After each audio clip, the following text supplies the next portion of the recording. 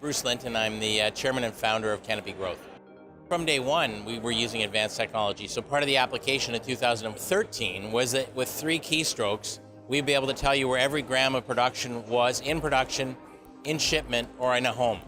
And so the ability to do a chain of custody recall was from day one. Then when you start thinking about grow rooms, you've got 88 1,000 watt lights. You've got hundreds of plants. And you're running these macro HVAC systems. You want to be able to make it so there's no shift in humidity when the lights, or heat when the lights go on or off.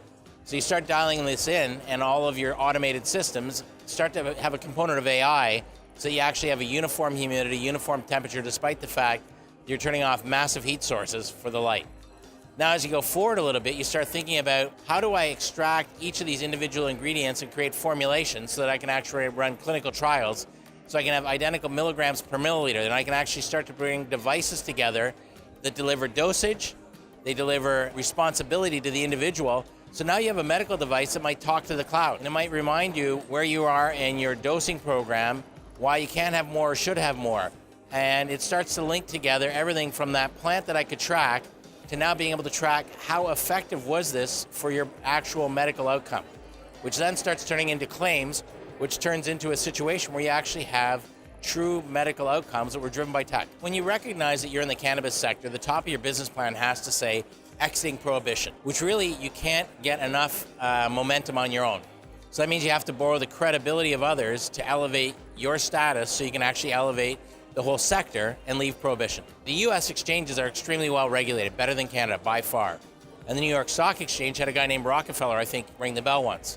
And so there's a fair bit of credibility associated with the neighborhood of being on the New York Stock Exchange.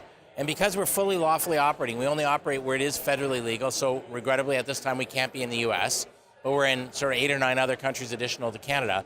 It meant that we met all the qualifying criteria to be on the New York Stock Exchange.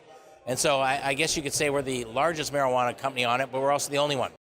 They have to have a policy, they should have one already. And it's about personal responsibility of the employee and their actions, right? Alcohol is legally available and people shouldn't be impaired on alcohol at work. Cannabis has the same obligation, and I would argue an even bigger incremental threat is opioids. And so they need to have a policy in place that recognizes there's a variety of inputs that could cause their employees to be not as competent or safe as they should be, and they should be on it. And it shouldn't be a marijuana policy. It should be any form of an intoxicant or inability to focus policy, and that is driven by any kind of input from alcohol to opioid to cannabis. I think there's going to be a period of time in Canada for about a year where it's harder to shift because the format of what we get to make will be dried cannabis, some oils, but not even those that you could inhale in a vape pen. But mid-2019, I would expect to get to introduce things that start to look like socially normal. We'll call them mood enhancers, social lubricants. So people expect alcohol of any sort to come in a bottle. That's called a form factor. And so I think the normalization of rec will be to take a method of enjoyment and extinguish the butt and turn it into a bottle. And when you do, I can actually think about making it as strong as a beer and moving right up to a distilled spirit. I can make it so it has 0 calories. I can have it so that you can actually feel it within sort of 7 to 12 minutes, and that it creates a positive giddy response. So now you feel like you're 15 years younger and you're laughing with your spouse.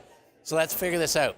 It's Friday night, you're not getting fatter, you're not having drug-on-drug interaction, and you feel like you're enjoying a bit more of a light feeling.